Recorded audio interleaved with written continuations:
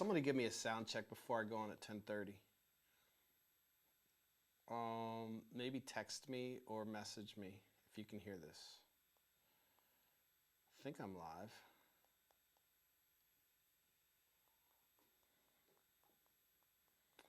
Sound check me if somebody has it. If somebody is able to. Let me see if I can get my chat.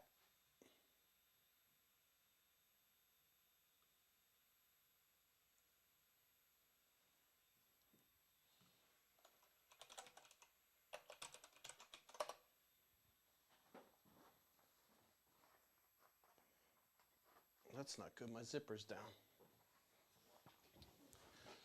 All right.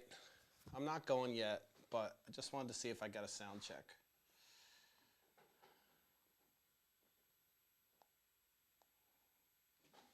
Did it go on everyone?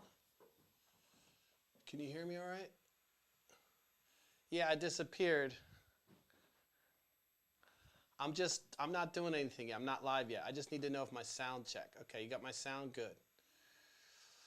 Now I gotta make sure I'm on all the channels. Looks like I am. All right, cool. All right.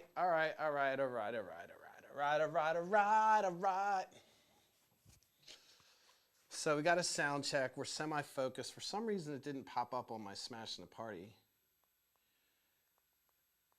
So I'm hoping that it's fucking...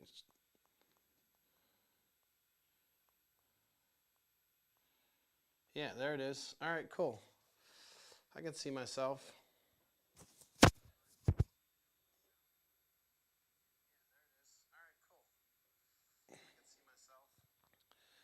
All right. Well, we'll wait. We'll do what the celebrities do. We'll wait. We'll wait for people. You know what I mean? I've got a couple minutes till 10:30. Well, we'll wait. We'll do what the celebrities do. We'll wait. And oh, nice, nice. I see the comments. I'm looking at the comments. Thanks, Kelly. Hope you're having a good day today, Kelly. I hope your day kills. I hope your day was killer. And Philly fan, you know, got nothing but love. Thanks for checking in. I don't expect you guys to stay the whole time. But thanks for checking in. Looks like my sound's okay. Good, Kelly. Lions, very good. Very good. All right. So, let's see. We got 10 minutes. So I'm not going to do much. So you guys just hang out, whatever. Do whatever. Oh, wow. It does live captions. That's pretty dope. So I've decided I'd get my phone up to look at what you guys are seeing, just to see what's going on. That's why I started a little bit early. And so live chat is there. I can bring you guys on camera. Today, I'm going to talk about Chloe a little bit. But before I go start my deal, I'm going to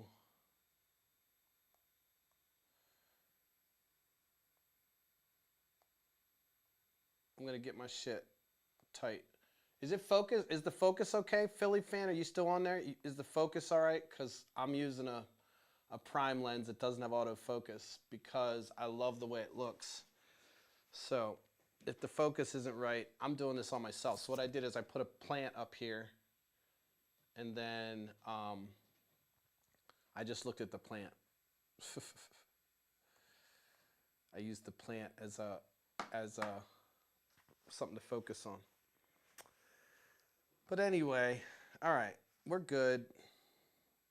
I'm just going to leave this thing on and pull up my info.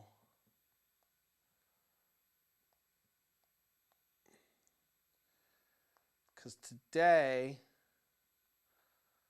I want to talk about the bullshit that is happening across the country with gerrymandering, voter suppression. Cool. Smooth like a cartoon. Cool. Good. Well, I had a better day, except I lost my Apple Watch today. Or, I mean, I lost it a couple days ago, and I thought it was in my room, and it's not. So, I mean, it might be, but I cleaned my room. My room's not messy at all. Everything's where it should be. I checked the sofa cushions. I checked everywhere. It keeps on pinging me from my house. Fucking annoying. So that sucks. And then my gimbal broke. So like look, you know how some people have to attach their identity to like money, and like that's, you know, they lose all their money, they lose their shit. I attach my like well-being sometimes to electronics. And when my fucking electronics aren't where they need to be, or they're broken, it fucks me up. Like I lose concentration. I can't concentrate on anything. Like my gimbal being broken's fucking pissing me off because I gotta ship it and it's brand new. And then my watch being lost, that just fucks me up because it's pinging me and telling me it's somewhere.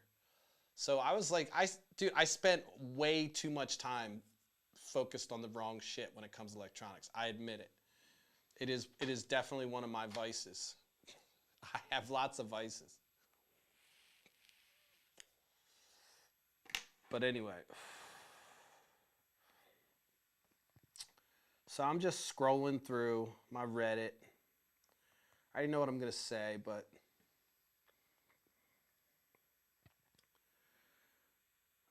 I was in a funk today. I was in a funk. I've been in a funk. I'll talk about it when I go live. But, you know, sometimes I'm like, what the fuck am I doing? Like, I can go make tons of money doing development, which, look, I don't hate it. It's just a different mentality, and it's like a different part of my brain. And I become obsessive and perfectionist, even worse. So again, it's just me. I'm full of flaws. But I've been in a funk, so this is the preamble to my nightcap. I've been in a funk because I'm like, you know, I like money, I like things. I like to be able to, you know, not stress about things, and I'm not stressing about things, but I'm at the point where I'm like, do I need to get to work? This is work. It's just something that's gonna take longer. I need like a sugar mama or a sugar daddy, or like a rich progressive person that's like, yo, dude, here's $100. How much you need? $5,000 a month? Fine. $2,000 a month? Fine. That's what I need. I need Ben Shapiro type connections. You're like, I'm not good enough? Fuck you. I'll get there. But I'm just a little funky right now because I'm kind of at this. I get like this at the end of every month. Like looking at my bills, I'm like, where's the money coming from? But you guys are great. All you people that are supporting me are awesome. And I appreciate it. And we're going to be good. We're still on plan, but look, there's going to be some sacrifices to get the word out. And this is, you know, I don't want to lose sight of what we're doing. But, you know, there's the fundamentals, which means I need to pay the bills.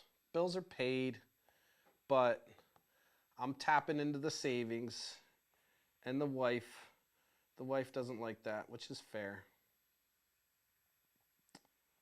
But she's been supportive, so I'm not even going to throw her under the bus.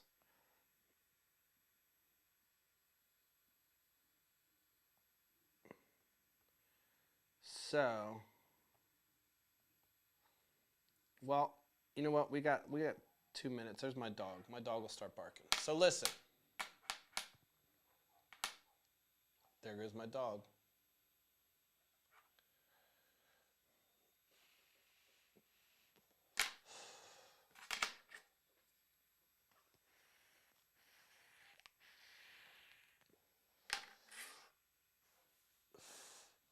I'm live, honey.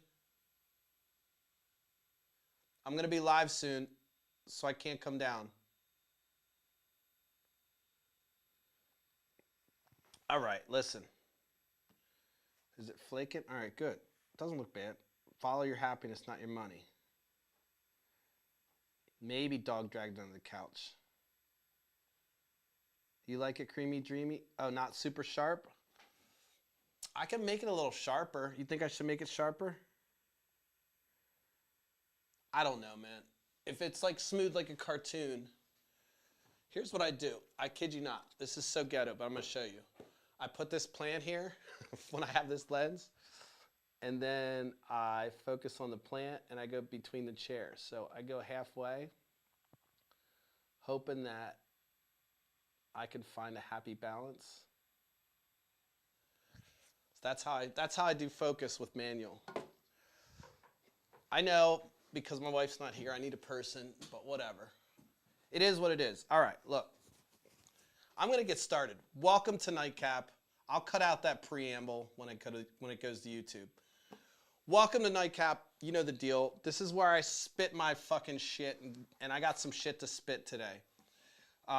3 things. Let me pull up my little notes here and talk about the 3 things I'm going to talk about. One of the things that I've been frustrated with is, we talk about the participation factor of the democracy. And it's bullshit because there is a party that's actively working towards making it harder for people to vote. Not just black people, not just people that have jobs, but they're making it, they're specifically targeting people in different areas to make it hard to vote. So I'm going to talk about, the points I'm going to stick to today is I want to talk about midterm strategies. Look, I'm not a fucking political person, a political consultant, but I can see the writing on the wall of where things are going, and I'm going to try to put in my 2 cents, my poor man punditry 2 cents. And then I want to talk about inflation and what the fuck. Like, everyone's ripping Biden about inflation. We're going to talk about that. And then I'm going to kind of focus in on the gerrymandering aspect and and that's going to kind of fall under the midterm strategies. But I want to make sure that people understand that this is like not bullshit. I know sometimes this is kind of boring shit. You're probably like, man, who gives a fuck? All I want to worry about is making sure I got money for Friday, and I got money for my kids, and I got money for college. All that shit is important. And that stuff you can't have if you don't have the right people in power. And so unfortunately, we've got a lot of crazy shit going on. So let me just go get started. First of all, I want to talk about midterm strategies and what I see the writing on the wall. And that's going to, as I said, it's going to cascade into my other points. But for what I think, I truly believe the Democrats always seem to do this. They're going to lose the midterms. It's just by saying it doesn't make it happen. But I think that based on the sentiment and the zeitgeist, the feeling of everybody, and kind of how Biden's doing. And look, I'm the first one to admit I'm not really thrilled with Biden in general. But again, the alternative was a non-starter.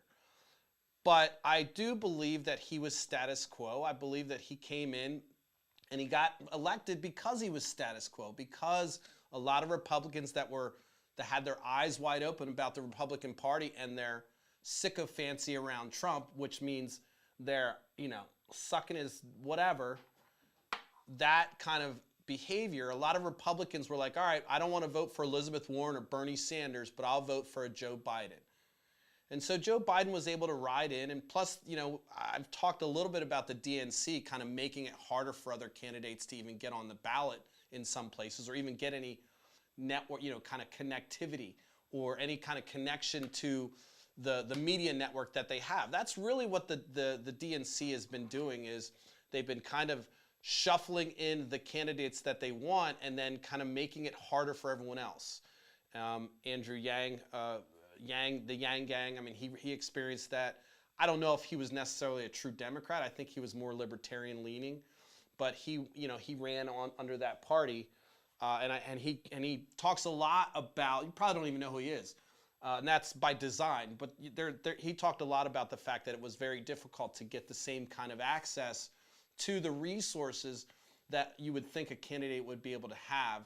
And again, that's orchestrated by the DNC. And by the way, if you're sitting here and you're a Republican, you're saying, yeah, the DNC. The RNC is just as fucking stupid. In fact, they're so stupid that they actually censured, which means they criticized formally two people in their party that were trying to seek truth for the January 6th insurrection. So what the fuck? So again, this is why smashing the party exists. I'm not, again, you know I lean Democrat, you know I lean left, but the bottom line is, like, they're both fucking stupid. And anytime you have an organization that doesn't have scruples or doesn't have a tight protocol, and it won't hold themselves accountable, you're gonna have corruption. And the DNC's corrupted, the RNC's corrupt. I'm not saying everything's bad about the DNC. I'm not saying everything's bad about the RNC. I'm just saying people corrupt. People are greedy, selfish, bastard, ambitious motherfuckers. And so if left to their own device, and they, apparently don't understand the larger picture, which is that we're all in this together, then shit becomes corrupted. And so that's why you have all the bureaucracy you do in government, because it's there to prevent government from being corrupted. Government's such a huge entity, and Republicans always want to shrink government. But what they truly want to do is they want to make it easier to do corrupt things, which is what you saw them doing the last time. I'm telling you. And I wish I were wrong, but I can't. I've been doing this for, what, a year and a half now, and, different levels, and I'm trying to raise my game. And I've really tried to open my mind to what the long-term strategy of the Republicans are. And it's just short-term. That's what the midterm strategy is. It's do whatever you got to do to get in power, say whatever dumb shit you got to say, get people riled up or whatever, get people excited about the fact that their freedoms are being taken away by mass.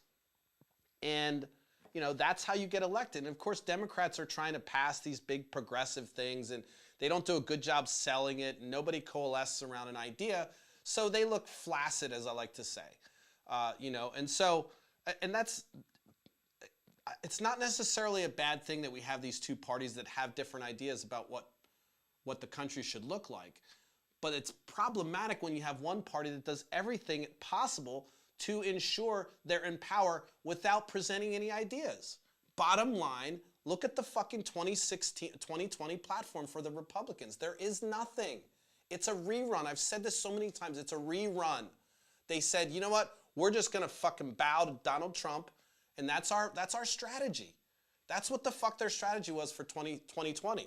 And so their 2022 or 2024 strategy is just going to be the same thing. It's going to be like, all right, support Donald Trump. They can't go back on that now. You can see Donald Trump kind of coalescing the fucking party, bashing people that are fighting. And you see, I was talking to somebody, they're like, well, some of the Republicans, you're starting to see cracks. No, you're not. You're not seeing any cracks. You're not going to see anybody go out in the campaign trail and rail on Trump, especially when 70 million people voted for him, and friends and family still think he was the greatest thing that's since sliced bread. So, my first point was going to be about midterm strategies, and it really just focuses on the fact that you've got both parties that are trying to win. Every single time you have a Democrat in office in the presidency or a Republican, it's harder for them to keep those midterms, the following midterm, just because people are, the people that lost are riled up. They're pissed off. There's a lot of people that don't like Joe Biden and they wanted Trump. And so they're motivated. They're watching everything he says. They're listening for those fear cues. Let's just call them fear cues. Those cues that the politicians will put out there to scare them into voting a certain way, to scare them into motivating them. And so that's why the pendulum keeps on swinging. Unfortunately, I remember when Obama was elected, he was like, look, I can't do, everyone was all excited. Ooh, we got a first black president. And there was some sentiment across the board for how monumental that moment was. And then, of course, you had Mitch McConnell say, my job is just to make sure he's just a one-term president. And of course, he failed miserably. But that right after he got elected, he said, look, I'm not going to be able to do this on my own. I know hope and change is cool as a campaign motto. But the truth is we need some fucking boots on the ground. And of course, nobody came out for the midterms and he lost. And so the rest of Obama's presidency was essentially marred by the Republicans kind of thwarting everything he did. And of course, then he had to do bipartisan legislation, which if you think about what bipartisan legislation is, it's really just a bunch of compromises that the party in power has to make to the minority party in order to get something done. That's really what it is. Because if you have a super majority and you don't have to worry about it, you don't need bipartisanship. You just say, hey, look, this is the fucking policy we want. This is part of our platform. We get it done. And so what we're going to see with these midterms is you're going to see Republicans come out in droves. They always come out. And you're going to see them come out because they're angry, and they're going to talk about all these things like inflation. They're going to talk about the mask mandate and COVID. Of course, they're short-term memory. They've forgotten how we've gotten all these things, which is something I want to talk about. You know, when it comes to inflation, we forgot how we got to this point. Why are we having so high inflation when corporations are raking in record profits? Why does that make sense? Well, you have two things happening. Again, I'm not a fucking, you're MBA people that were schooled in the school of capitalism. You might have a more academic answer, but I don't understand, naively, I don't understand how you take out, let's say you're running a business and you say, you know what, this year we're just going to cut off a huge swath of revenue. We're not going to have any revenue. And then I don't understand how you don't expect to have to make cuts or have some kind of side effect that's negative when you have all that revenue that's taken away. And so when you give somebody, when you pass a 1.6 to 4 trillion, that's why I'm saying 1.6 to 4 trillion, because the numbers still aren't clear to me. And I did some research on this. They're still not clear to me. There's all kinds of loopholes and everything else. And like I said, watching that one CMSNBC where the economic advisor from Trump's administration was on there said several times 4 million, 4 trillion, 4 trillion, 4 trillion, 4 trillion. And then finally, they kind of reeled that back and they said, well, the 4 trillion is XYZ, but it's really $2 trillion worth of tax cuts or whatever. So again, what's that called? Where's the fucking button? Where's the button? The three cup Monte Carlo or whatever the fuck it's called. That's what it felt like when you're trying to figure out this stuff. You're trying to figure out what's going on. It's very hard to find out. And you have to be almost a budget expert to figure out actually what amount was in those bills. And I didn't take that liberty. I didn't take that time. But so I'm speaking out of what I've observed. And so if somebody finds some issues with this, fine, fuck it. Leave a comment. But my point is that the midterm strategies are going to be about Republicans scaring people into, this isn't America, this isn't your America, look at Biden's America, look at inflation, all these things that do hit your pocket. But Democrats are failing to do is they're failing to say, look, this is a direct proportion. This is in direct correlation with those fucking tax cuts that you did. Just think about it. If you have a multiple income home and you want to maintain your lifestyle, and I say, look, just cut out a significant portion of the income and see if you can maintain that life. I'm a perfect example. I mean, I had to sell my fucking Grand Cherokee. I had to do all kinds. I can't do this. I can't do that. I can't buy these shoes. I love Adidas. I want to buy all the Adidas. I've been stopping on my Adidas purchases. I used to buy equipment like it was going out of style. Of course, when I don't have that income, I have to pull back. And I can still sustain my livelihood, but I'm going to have to make some cuts. And so now I got a scooter. I got an electric scooter that I ride around. You can make fun of me, but I fucking ride on a scooter. I get from A to B on a fucking scooter. I said it 15 times because it still drives me crazy sometimes in the cold. But, those are the type of things that you and I have to cut if we cut revenue. But for some reason, people don't understand that when the government says, hey, look, tax cuts are going out the door, and it's a number like 1.8 to whatever, $4 trillion, how do you not think that that's going to be a side effect that's going to ripple down through the economy in all kinds of different ways? And so, you're going to have some MBA folks and some people say, well, that doesn't cause inflation, that creates jobs. God, I'm so fucking tired of that dumb shit. If tax cuts really created jobs, then why don't we just get rid of all taxes? And I know your libertarian and Republican people are sitting there with your cock in your hand or whatever in your hand, and you're thinking, well, yeah, that's really what we want. Taxes are theft. How can you run anything without any revenue? And so when people suggest taxes are theft and want to talk about there's no side effect from a $1+ trillion tax cut, it boils my blood. it makes me froth at the mouth a little bit because it doesn't make logical sense. And if you watched this show before, you know I like to keep things logical. I like to be real. And I'm not an expert in a lot of things I talk about, but these are like kitchen table conversations I think we can all relate to. And why does this make sense to some people that you would make a whatever trillion dollar giveaway, cut out revenue in the government? Of course, what do you think that is going to happen next? You're going to have to, maybe the government has to ride on a scooter now. You know what I mean? Essentially, they have to make the cuts to do that. And where do you think they make cuts? Where is it easy to make cuts? Well, entitlements, because even the word entitlement sounds like, well, are they really entitled to those things? Are they really entitled to health care? Are they really entitled to food stamps? I mean, should we allow them to eat, I guess, is the question. So when it comes to midterm strategies, you're going to have Republicans beating down that path of inflation, and everyone knows it. My wife spoke to me today about groceries, and we're doing this whole order the groceries and they deliver, or that you can pick them up. It's pretty nice. It's convenient. And of course, you got to play the game with trying to figure out what they're going to pick and doing all that shit. She does all that. She's great with it. And she made the comment like, everything's like $1, $2, $3 more, $4 more here, and after over time, especially when your income, when you're looking, you're counting pennies and you have a budget that's tight and you're looking at everything, of course, that's going to impact you. And so Republicans have a very strong case for the naive to suggest that Democrats have fucked shit up because of the inflation. And guess what? Your gas, what's his name? Kennedy got on one of the Republican Kennedy, not the Dynasty Kennedy guys, but one of the Kennedys. There's a Republican Kennedy who I know he has some fake teeth or dentures and kind of talks like the Louisiana guy.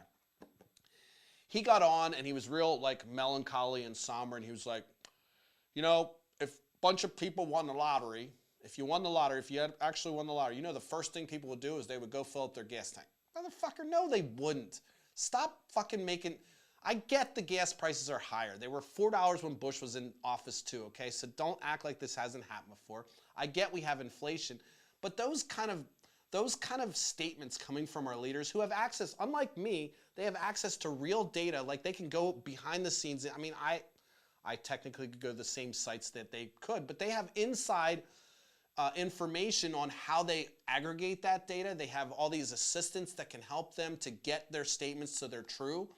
But you know what? It's easier to paint a narrative by suggesting that it's the Democrats' fault, it's Joe Biden's fault, because guess what? That's weaponized for the midterms. And so all that inflation that you're feeling and all the, the gas prices that you're seeing go up, which again, the president doesn't we know this. The president isn't responsible for gas prices. Sure, he can nudge OPEC and he can increase our exports and so forth and so on, but that's truly, like, that's not necessarily a knob that he is free to just turn at will. Like, all right, I guess I'm just going to make the gas prices go up. I guess I'll make them go down. Otherwise, every president would turn that knob. And so when I'm talking about the midterm strategies, you're going to see a couple things happen. You're going to see Democrats flail to support some of Biden's larger agenda. They're going to be talking about the bills that he passed for infrastructure and all that kind of stuff. But truthfully, no one really feels that.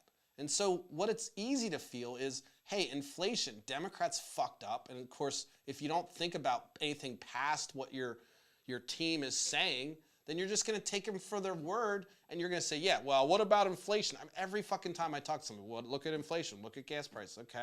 Okay. Do you remember when we told you that this would happen? I feel like Democrats need to get an I told you so mountain, like a formal I told you so mountain, and just get on that fucking mountain and talk about the things that they said. Hey, look, remember when we gave up those tax cuts? Well, now we're on I told you so mountain, and here we are dealing with the economic fallout from it. But unfortunately, there's no cohesive messaging. And of course, we didn't put Stacey Abrams in charge of everything like we should have. I mean, she fucking turned Georgia blue. I don't understand it. So again, we're kind of rudderless right now in the DNC, in my opinion, as far as messaging goes. I don't even know who the fucking chairman of the DNC is, or chairwoman, chairperson. I don't know. I don't really know who the chairperson of the RNC is either, by the way, but normally I know that stuff. That's interesting that I don't know that. Is it because I'm not paying attention, or is it because they're kind of hiding behind their organization and they're worried about their personalities getting in the way? I know Michael Steele was the RNC chairman. I honestly don't know who the DNC chair is right now. I know it was the guy from the Virginia governor, previous governor was in charge. It doesn't matter. The point is, I'm telling you right now, this isn't going to be I told you so amount. This is a prediction. I could be wrong, but I predict that the Democrats are going to lose, and I predict that the messaging is going to come through strong. Not only, by the way, this Putin thing, the Ukraine thing, that's going to also pop out, but they're really, really loving this whole Canadian trucker thing. And if you look into the Canadian trucker thing, that's another component that's also going to be rolled out for the midterms, which is going to be like, hey, freedoms. We're the part. Oh, by the way, we're the party. Republicans' messaging is we're the party of parents because we protect your kids from wearing masks, even though it might be a health risk or it might not. We're the party of parents because we care about the schools. We don't really care about the schools. We'd like to privatize everything and get rid of public schools if we could. That's what we'd like to do. We're the party of fiscal responsibility, but don't forget the fact that we basically gave out the house to the rich people while you guys fucking suffered. And then, don't forget, do you remember during the pandemic when the stock market was going up and no one was working? I mean, that was kind of like all the rich people getting together going, hey, shit, we got to get these people back to work because the stock market is really just a graph of our feelings and we don't want everyone to know that. And so we got to make sure everyone's going to work no matter what, whether grandma or grandpa dies. And so you had that disconnect between the labor market or how many jobs were out there and how many people were working and the stock market just going up because they're speculating everyone's in. It's fucking weird. And so you're going to have Republicans kind of beat home this lie that the inflation and the gas prices is directly related to Joe Biden's policies, but they won't be able to point to any of them that do it, except for the stimulus. And they're going to suggest that the stimulus that went out to people, you and me, that's the reason why. Not the 1.6. They didn't put out 1.6 trillion for us. They didn't put the 1.8, whatever that number is. Again, let's just call it $1.8 trillion because it was a lot of money. And that wasn't the amount of stimulus that they put in our pockets. They didn't put that money. They didn't send us checks for that. But they did to the upper class, the folks that have their ear. Remember, I told you this. Any policy that you see that goes through, there's not the homeless people and the poor people, they're not lobbying Congress. Nobody's lobbying, but the rich people are, and they're being specific about what they want. And they're getting it because they're putting money in their pocket. The system's so fucked up, it's never going to get better until we get money out of Congress. And that's a whole nother story. And I'll do a whole thing on Citizens United, at least my opinion on it, and how we've legalized bribery. But the bottom line is for midterms, you're going to see fear of inflation. You're also going to see Putin, Biden's not strong enough against Putin. But then on one hand, Biden's not strong enough against Putin. On the other hand, you got people like Tucker Carlson advocating for Russia's position. It's fucking treasonous shit. Like, we really have lost our, we used to have a cohesive kind of coalition of that no matter what, when it came to foreign policy, Republicans and Democrats got on the same side. That's not the case anymore. Now it's, you know what? It's almost like there is a right-wing kind of thread going through these countries. I read an article today that talked about this. This support for Putin is really kind of, it spans a whole bunch of countries, and it has a lot to do with the propaganda machine that Putin's created.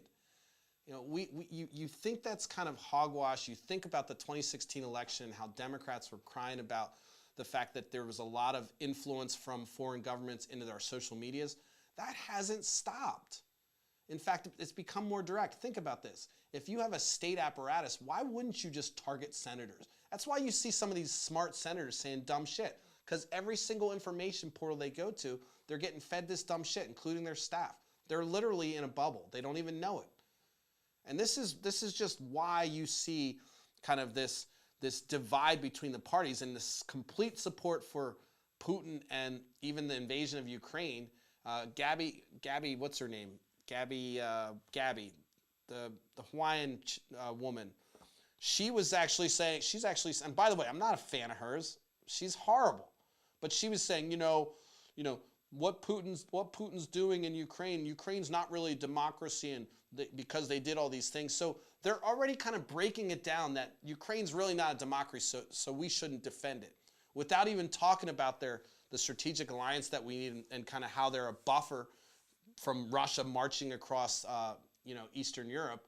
That's not even talked about. What we're talking about is these weird things like, yeah, they're not really democracy because they did some shit. Well, they had a fucking right-wing administration that did some crazy shit, just like we did. Did we lose our democracy? Well, that's up for debate. And so, just to kind of put a seal on that point, a little bit sloppy, but you kind of get my drift. That is, the fear, uncertainty, doubt that's coming for the midterm, it's probably going to lean Republican, and it's going to be based on not factual information. Well, I mean, we have inflation and gas prices are up, but that's not Joe Biden's fault. That's the fault of, is it the fault of the previous administration that put us in this situation? Or as soon as Joe Biden takes office, does everything all of a sudden magically turn into, to become his responsibility? And I've said this before, even during the Obama administration, it takes a little while for the policies of the previous administration to fade away and have the new policies enacted.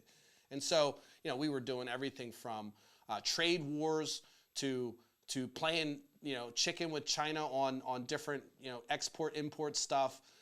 We did the COVID dance with the Trump administration, where it basically shut down large swaths of the economy because nobody could work. All this stuff led us to the point we're at today. It's not like Joe Biden got in there and inflation went up. Because of what? What fucking policy do you think Joe Biden passed that created all this inflation? I'll wait. Go ahead and DM me. Go ahead and message me. Tell me I'm an idiot. Tell me I'm unread. All that stuff. I don't care. I get it. I hear it all. But I'm just waiting for an answer on that. So, and again, not a huge Joe Biden fan, but I just don't want to root my truth in false premise. I'm not going to sit here and say, yeah, Joe Biden's doing X, Y, Z or the inflation's. I just don't. I find it weird for folks to just make something up and then people automatically correlate the two. Joe Biden does not equal high gas prices. Neither does Trump. But when you cut revenue of government, then government's going to have to make some cuts, and there's going to be this kind of vacuum that's created from that revenue in the economy. And that's going to be filled up with either politicians saying we have to cut services, or, and also in this case, you have corporations essentially saying, you know what, we're going to take that money, we're going to raise prices, so we're going to increase our market share. And so you have corporations raking in record profits, and you have inflation. I don't know, man. It just doesn't seem like it's my fault. It doesn't seem like it's anybody that's, under the $1 million a year, income. I really don't see it as being our fault. What did we do to cause the inflation? Well, you have these bigger entities that you have this massive amount of money that wasn't injected into the economy that normally could through government contracting or whatever. And then you have this, at the same time, you have corporations raking in, top dollar and insisting that they have to raise the price because maybe a little small increase in the labor costs, because a lot of states are pushing to $15 an hour. And so what you're saying is capitalism works like this. It only works when you have cheap labor for big corporations and you have, you give away tax cuts. If you do anything other than that, you're going to see inflation and all kinds of stuff. It's so fucking simplified and stupid, but it'll work. And so that's my prediction, is I think Republicans are going to talk about that. They're also going to, insist that, they're not free because of all the mask mandates. And they're also going to make Democrats look silly because of the fact that this was a novel virus. And of course, policies changed and we didn't know what the fuck was going on. Neither did Fauci, God bless that man. He's a fucking target. But they're going to use that to make sure that they're people that are idiots. And that may include you, by the way. You're probably repeating this stuff too. I see you repeat this stuff. Like, I see people on my feed, Republicans, Democrats even, suggesting that inflation is like something that happened because of Joe Biden's policies. And I'm like, what the fuck how stupid is that? How stupid a system are we in that a president can turn the knob and all of a sudden we're all starving? Is that what you think happens? Is that the system we've designed? Maybe we need to step back and talk about the system. We tried that. We're going to keep trying that. But I just thought that was interesting. The other thing I found today I wanted to talk about is the gerrymandering. And you know, I started to write an article today for the blog just because, you know, look, that's old-fashioned, the blog, but I still want to become a better writer. There's not a lot of people that read it, but it's good for me. It helps me to get my ideas out. So if you haven't checked it out, check out smashtheparty.com. Get a subscription, get a free one. Sometimes, you know, the gods of subscriptions will bless you. But for the most part, that's one revenue stream for me, so I don't necessarily want to cut it. But go ahead and check out the blog. And a lot of times I'll put little thoughts there, usually not longer than 1,000 words on there. So it's not like I'm writing books. They're easy to read. But one of the articles I started to pen today was about gerrymandering, and it dawned on me because right now there is, I think it's South Dakota or North Dakota, they've redrew their maps, and the Native American population there sued the government because they said, look, these maps are fucked up. These maps don't give us proper representation. And of course, when you think about it, South Dakota and North Dakota, the total population of those states, is less than the population of Philly, yet they hold 4 Senate seats. Okay, so the population less than Philly holds 4 Senate seats. So guess what? Any kind of tweak that you can make out there to make sure that the right people are in power is super impactful. I mean, you know, you've got, and so the Native Americans that were living there have filed suit against the administration of I think it's South Dakota, because the maps that were drawn just aren't fair, and they're not getting the representation. And if you know anything about what gerrymandering means, is that it means that the political apparatus, or the people that are in charge of, not the people, but the process of kind of how your representative is determined, is drawn by these maps. And so if I draw a map that kind of circles around the Native American population because I don't want them to kind of dirty or muck up this effort of getting a Republican congressperson in, because they might be kind of loaded, there might be a concentration of Native Americans, then I want to try to draw the map around those folks. And that's what they do. And so you have this going on. So not only do we have all these laws that were passed that were to restrict voting, because voting has been made easy in a lot of states, and that scares the shit out of Republicans, but you also have them drawing maps. And these states that we don't really think about, like North Dakota and South Dakota, fuck, if you cut out 75% or 75,000 Native Americans, which is the population of Native Americans in South Dakota, I think South Dakota has 800,000 people in its state. And I think it was like 8.5% of the state is Native Americans. And so think about that. You know, you look at how close these elections are, and if you're able to get, you know, a 1%, 2% advantage, that's fantastic. What happens when you're able to get a larger percentage advantage by simply realigning the maps so that people can't vote, or they don't, their concentration of representation is kind of is misted. Why do I want to say misted? I want to say there's a word for it when you make something, fuck me. When you make something diluted. So they dilute their space, and they dilute their effort, their concentration, so that they have less representation. Sorry about that. I don't usually lose words like that, but like I said, I'm a little kerfluffled today.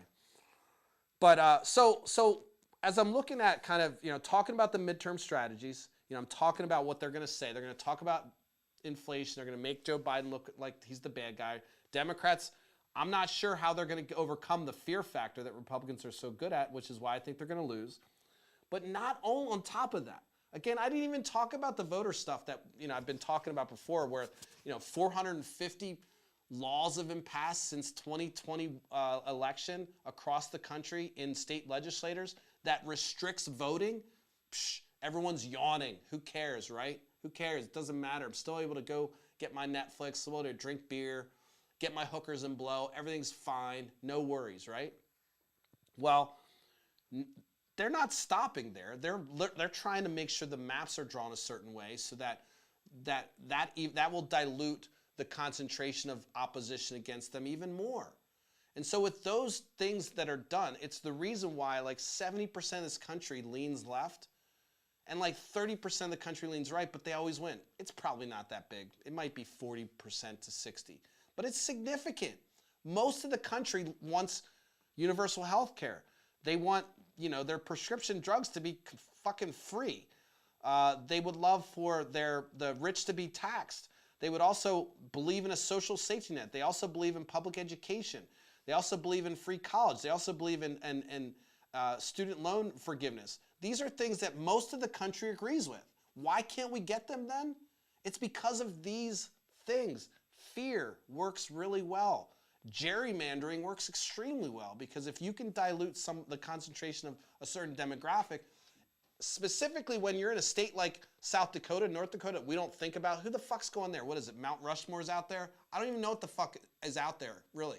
I really don't even know what the fuck. It's just like prairie land, big swaths of land with like less than, Lancaster County has, which is where I live, has like 500,000, 550,000 people in it. South Dakota has only, if you take York and Lancaster County, York County and Lancaster County, that population is larger than both those states. No, that's not what it is. They're larger than South Dakota. If you take Philadelphia, the population of Philadelphia is larger than both those states. And so if you're in those states and you want to maintain your power, then you are able to dilute the Native American vote, that's good for you, and that's good for Republicans. That's bad for us. And I don't know what kind of effort there is in South Dakota or North Dakota from a Democratic standpoint, but if you have a state that's run that way, where the legislators really tilting the scale one way, it's not going to get better. And it's why sometimes I do feel a little hopeless, and I feel like I'm screaming into the clouds, because it just doesn't seem like people get it. And, people are worried about their day-to-day. I wake up, I don't necessarily think about these things either. But when you start to see how they impact and how they change everything, you have to fucking get off your ass and give a fuck. I don't care if you're fucking a welder. I don't care if you're a plumber. I don't care if you're an attorney, a computer scientist, a fucking doctor, whatever. This shit will affect you. It will affect you 100%. I don't care if you're not working in the energy sector. You should care about the energy and what the fuck's and how we're getting our energy and how that's happening. All these things are important. And the big thing that I can't understand with people is that I don't have any, I say this all the time, but I just have to beat this point home. I don't have any kids. So this is it. This body's done. I get buried. Hopefully, they'll put me in science. I don't care. Give my body to science and do whatever you want with it. I'm dead. Doesn't matter, right? There's nothing after me in my mind, right? Like, I'm done, and there's no legacy that's going to be carried forward. And so, like, why should I give a fuck about the future, right? Why don't I live a hedonistic lifestyle and just say fuck everything, right? Well, there's a little bit of that going on, but the truth is, I give a fuck because I truly believe that the opportunities around here, and I care about people enough that I think, you know what, why not fucking make it better? I don't want people to go through the same bullshit that I went through. But there's a lot of folks that believe that, you should, suffering is kind of a rite of a passage for some folks. It's bizarre, but some people come from that, and so they think, you know what, I had to work hard to do this. I want this next person to work hard. And if every person had that mentality, we wouldn't have technology, or you'd have very expensive technology. Like, you know what, I came up with this fire. You're fucked. I'm not sharing this. I learned how to make fire. Fuck you. Learn how to make fire. And just on and on and on and on. And we would never progress if we didn't share the benefit of all these things. And so when I talk about gerrymandering, I talk about midterm strategy. It's boring shit to a lot of people. I get it. And you probably don't give a fuck. But you should give a fuck. You should give a fuck as much as you do for the presidential election, because it's just as impactful. It's essentially kind of as important or more important, because it decides who's going to support the agenda of the previous president. And of course, if you're a Republican, you want them to lose. But I ask you, what do you gain voting for Republicans? Please leave a comment. Write me something. What do you gain? I can make an argument that I would like to gain more with the Democrats, but at least I know where they want to go. I know what their end game is. And to me, that's what's important. If I was going to run your business and you wanted to hire me to run your business and you said, Nate, here's our vision for our company. And I said, I don't care about any of that. I don't care about any of that. I just want to make sure that our next quarter is good. I mean, you might buy that, but if I ignored the vision or didn't have a path of where we're going, and I just made these short-term gains, and at the risk of, all the fallout that comes along with making those type of decisions, you might not want me to run your business. I don't know. It just makes sense to me. So, listen, I'm going to wrap, but I'm going to share a special thing. If you stayed on this long, I'm going to share something.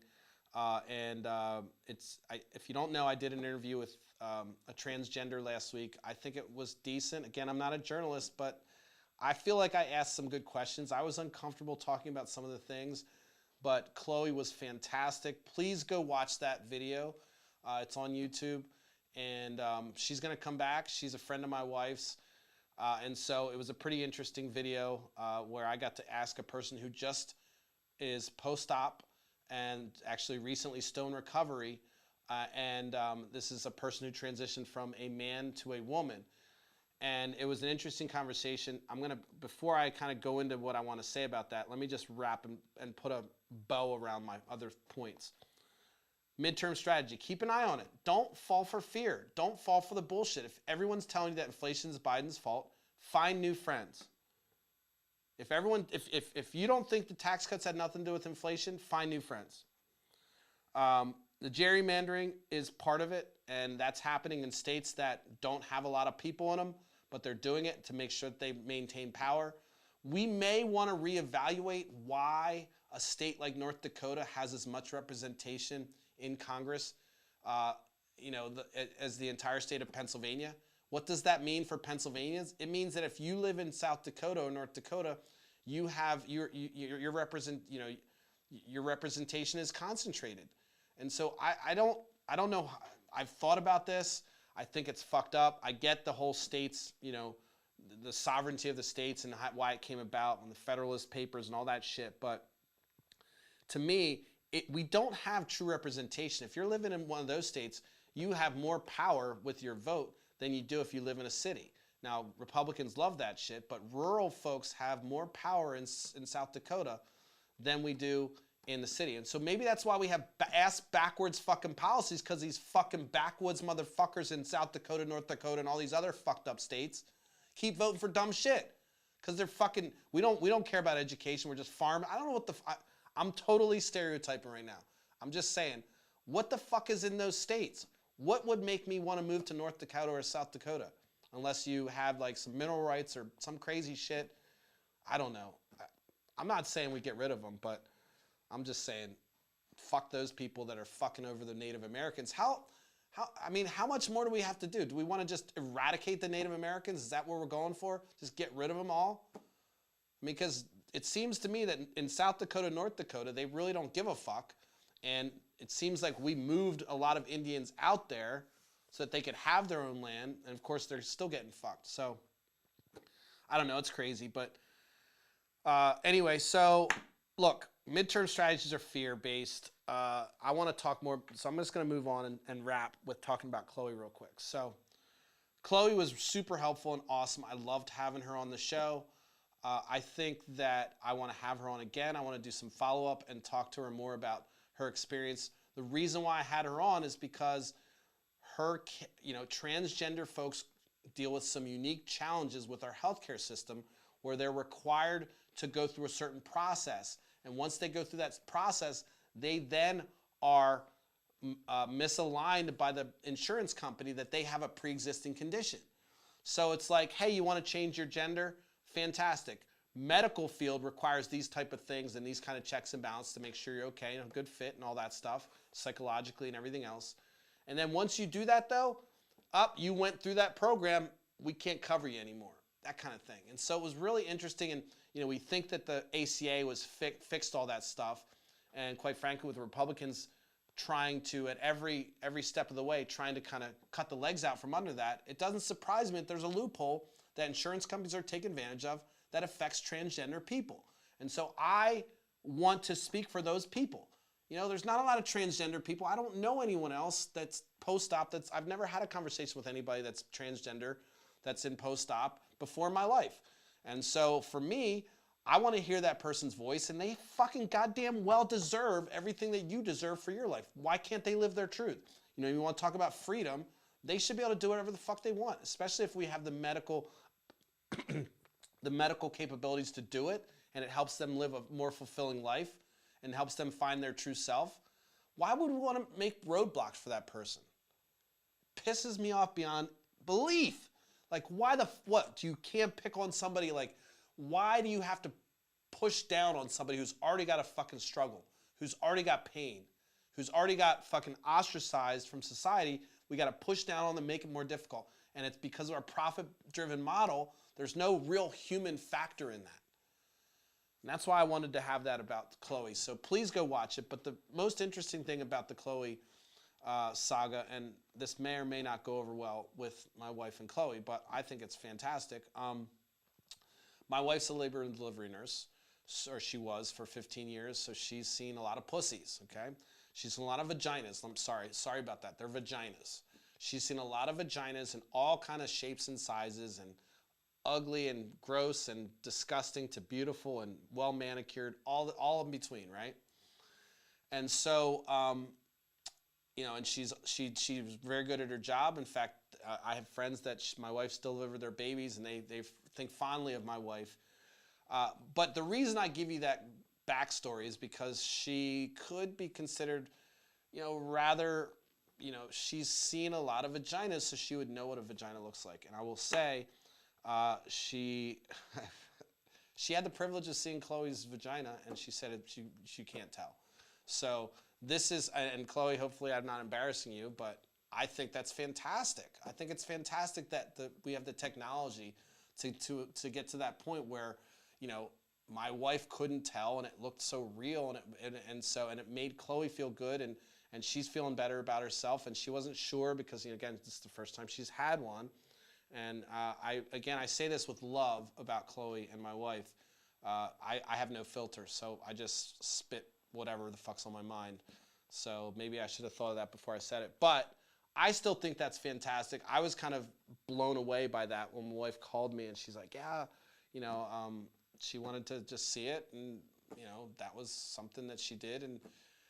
And now I am a little concerned because Chloe said that she likes women, so I'm like, I don't know. Is that like pulling your dick out kind of in a weird way? But, you know, I don't want to be funny about it, but, you know, I may have to, you know, if this becomes a weekly occurrence, I might be concerned.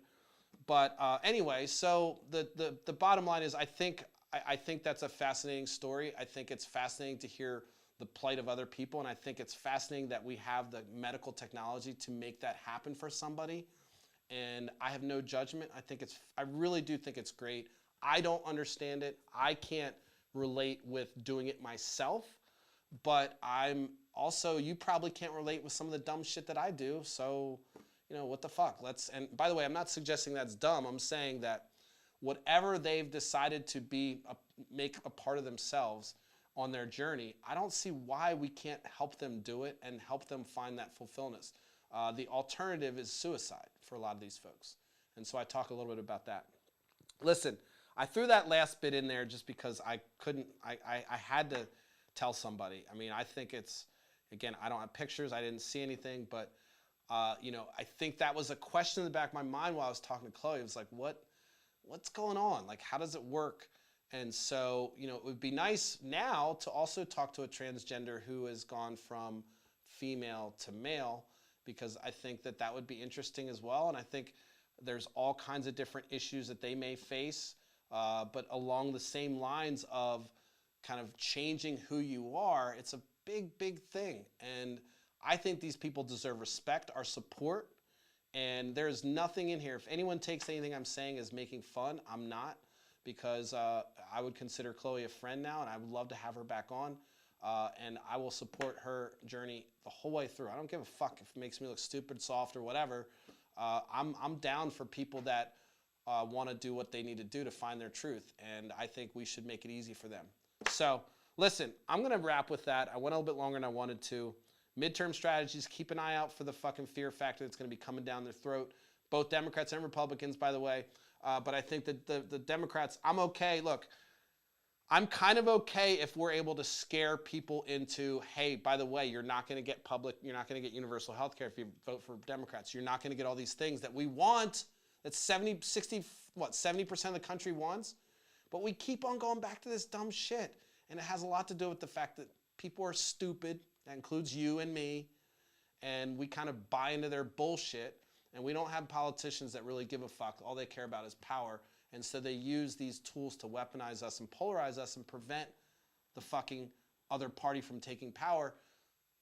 Not because they care. Look, if the other party had a fantastic idea, think about this. If Democrats, let's just say if Republicans had a fantastic idea to solve a problem and Democrats were against it, fuck that. And I know what happens.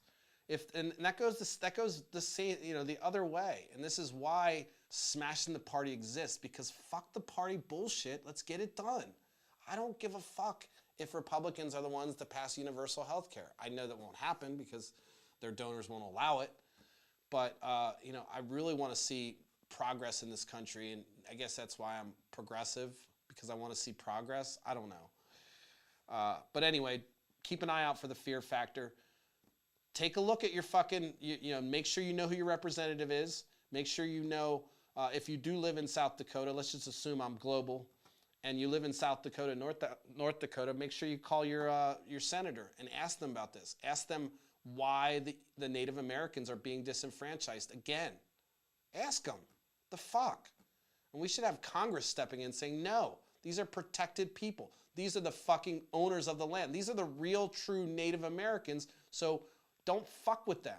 We should have kind of like this army that defends them, army of senators that just goes, no, fuck no, fuck no. But instead we have, people are just like, whatever.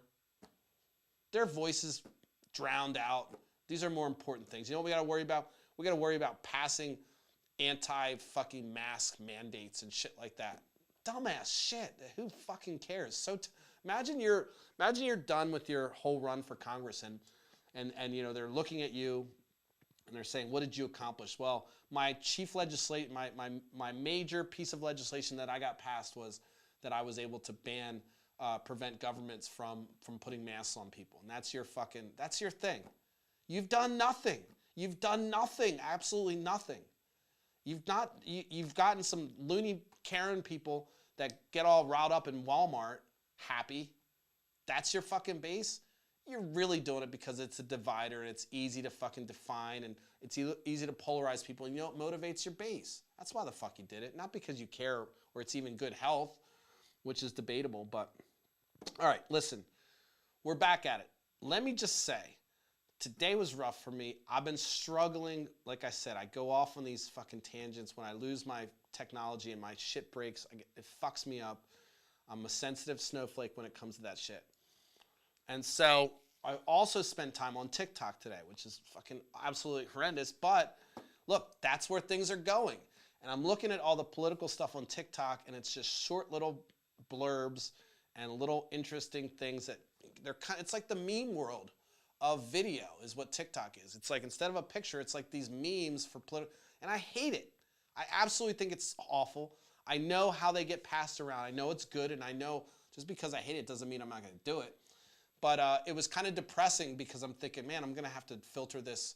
The years of Rush Limbaugh, the 3-hour Nate on on everyone's radio from 12 to 3, fucking radio, right? Is over, and I need to move into this newer world, which is like people want quick snippets, and I want to be able to do, I want to preach. I want to fucking get on the pulpit and preach, but people want those snippets, and so that was also depressing as fuck. Literally, before I got on here, I was scrolling through TikTok, and I'm just like, Jesus, this is where I got to go. So, I guess I got to be witty, quit, and put some text above my head and bang it into 15 seconds to get some outreach, but it is what it is. That's the world we live in. So I'm going to bring the noise, though. I think this is the last week. This is the week 4, so I'll have a week off, I think. I need to check. But either way, I'm going to keep leveling up. I'm going to keep doing this. I'm not going to just leave this platform because this is my bread and butter. This is for my therapy as well as that we can create a movement and try to get some shit done. So that being said, I'm going to wrap. Don't forget to call your senators if you live in South Dakota or North Dakota. Don't forget to call them if you live in fucking Pennsylvania. Don't forget to call them if you live anywhere in the United States because they need to hear from you. And when your friend says that Biden's inflation and Biden's gas prices, just remind him that Bush's gas prices were the same years ago. And this is really the Trump inflation fucking index right now because he's the one that gave away the farm. Just saying, don't stop playing yourself. Stop acting stupid. Stop. Just because you want your guy or girl or team, just take away all that shit and look at really what's happening. That's what the fuck we're trying to do here. Thanks for listening. I love the support. People still inbox me and they tell me, they give me good stuff. They tell me how bad I was. I appreciate it all. But I truly appreciate the folks that go out and spend a little money on some merchandise. They subscribe to my blog, even though there's not a lot there. Let's just kind of think of that as like, all right, I like Nate's nightcap. I'm just going to subscribe to his blog. And plus you get my writing and stuff like that. But it goes a long way. And I know I have a long way to go before this can be sustainable. But I'm excited about it. I love it. And I just want to say, you guys keep fueling me. Even when I have those down moments, when I'm not feeling quite like getting on live, or I'm not quite feeling like writing a blog, or I'm not quite feeling like posting content, or I just want to crawl in a hole because I'm disillusioned from everything. You guys are there to keep supporting me. I want to say thank you. I love it. I really do love this, and I'm going to keep making it work. So that's all I got. I'll see you guys tomorrow at 10:30, and hopefully I can control this from here.